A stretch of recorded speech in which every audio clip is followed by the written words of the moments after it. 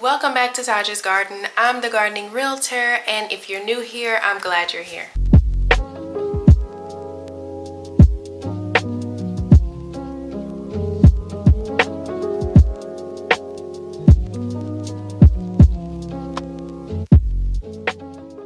So if you have not subscribed yet, please hit that subscribe button and the notification bell so you can be notified anytime I drop new episodes. These episodes are going to drop every Monday. So let's get started.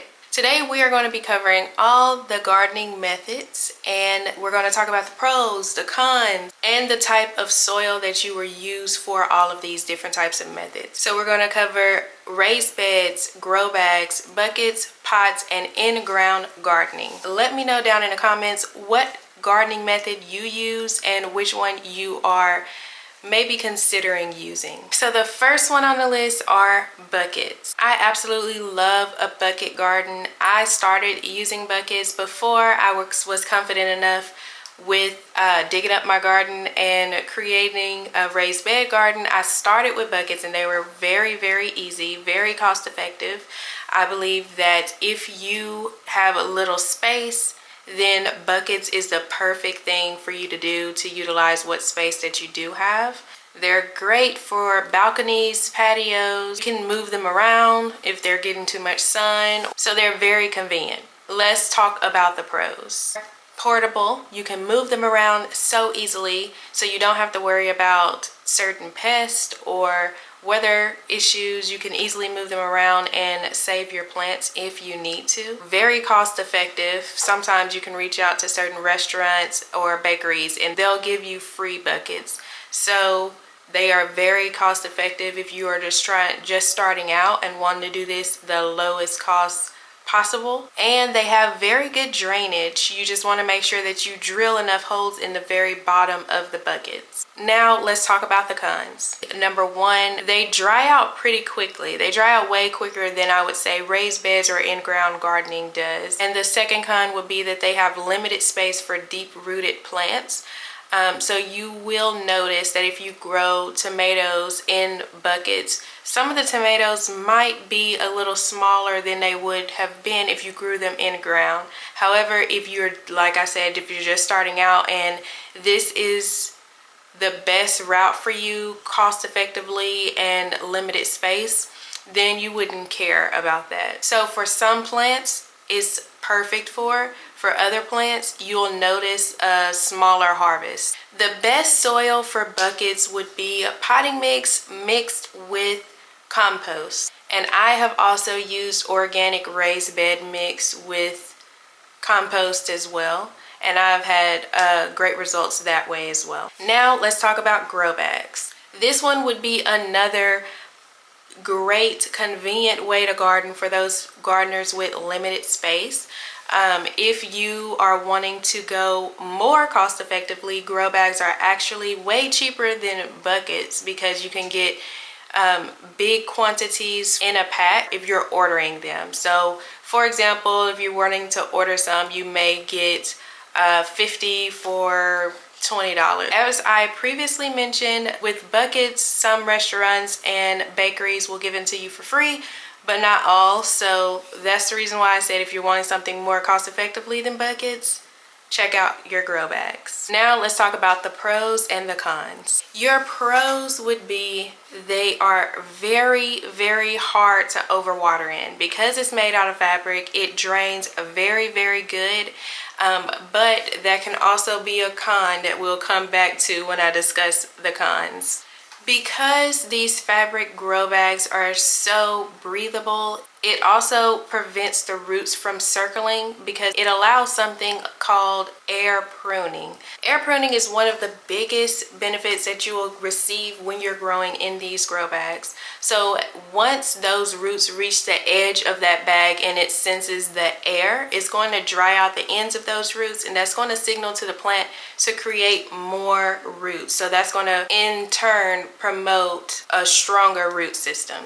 In comparison to your buckets, the roots would be more likely to circle around the pot versus grow bags when air pruning is available. So because of this, if you were in a situation where you're wanting to start in grow bags and later on transplant them, whatever you're growing in the grow bag, it is less likely to have transplant shock because those roots are not going to be tangled. And the third pro would be that they are very easy to store when you're not using them. Now, the cons would be that they definitely dry out way quicker than your buckets, and they are not as durable as your bucket. You can definitely use them for a few years, but eventually they will start to tear and you may have to replace them about every 5 years. However, if that is okay for you, then this may be the method that you should use. The best soil for grow bags would be, I would say, the same as the buckets. However, if you want to retain moisture, you can add peat moss or coconut coir. Now let's hop on over to the raised beds. Raised beds can be built in many different ways. They can be built wooden,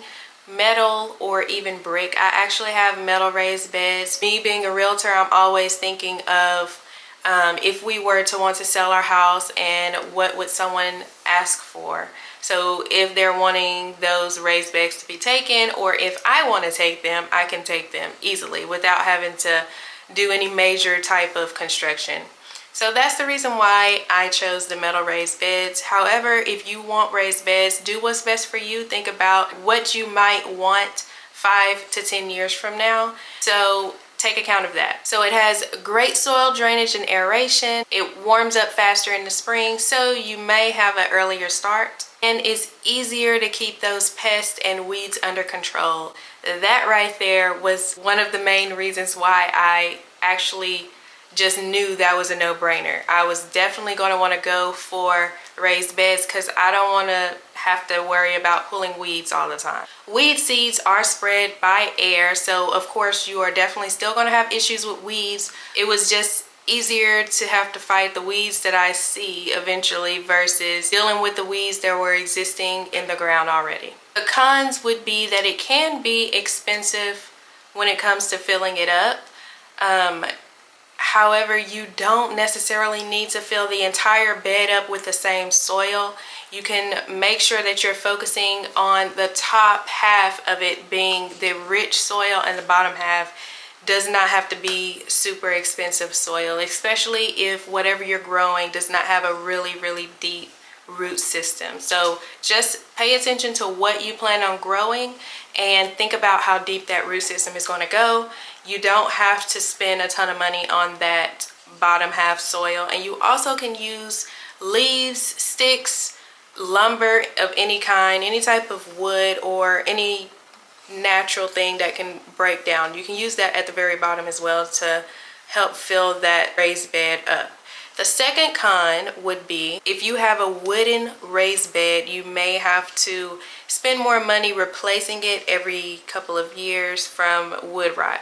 The best soil for these beds would be raised bed mix from any supplier that you shop at.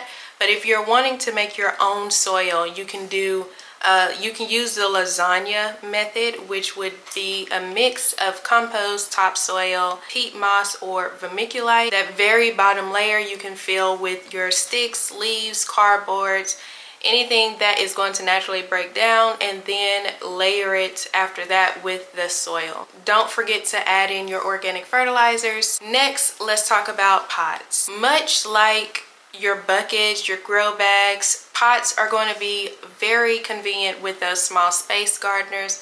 And if you're growing herbs or decorative plants of any sorts, pots would be your best friend. Pros for this would be that they are movable. You will have more control over the soil and the watering, and you can use them inside and outside, so they're very versatile. The cons would be that the roots in those pots could become root bound and continue to tangle around, similar to a bucket. And the second con would be that some pots, like terracotta pots, tend to dry out quicker than other pots. The best soil for pots would be potting mix, and you can mix in pumice or perlite to help with the drainage. The final gardening method would be in-ground gardening. So in-ground gardening is going to be the ideal method For those gardeners that have the space and the good native soil, this is your traditional form of gardening. Let's talk about the pros. The first pro would be that there is no cost for containers, pots, raised beds,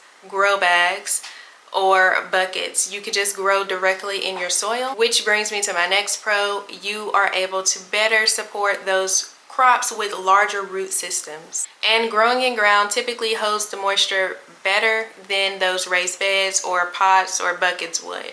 The cons would be that it is very hard to control those weeds and pests when you're growing in ground.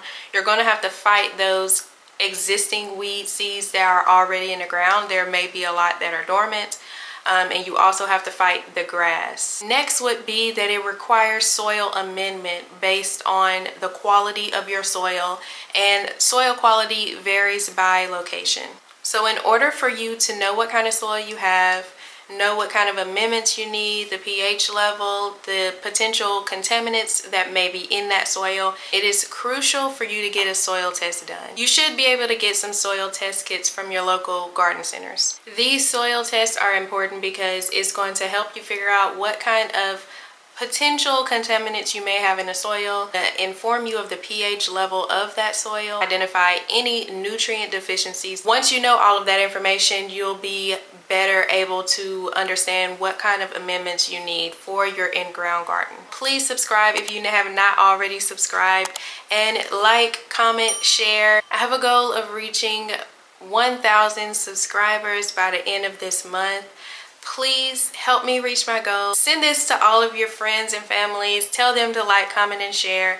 Let me know down in the comments what gardening method you're using, and if you're new, let me know which gardening method you are deciding to use. And I'll see you next time.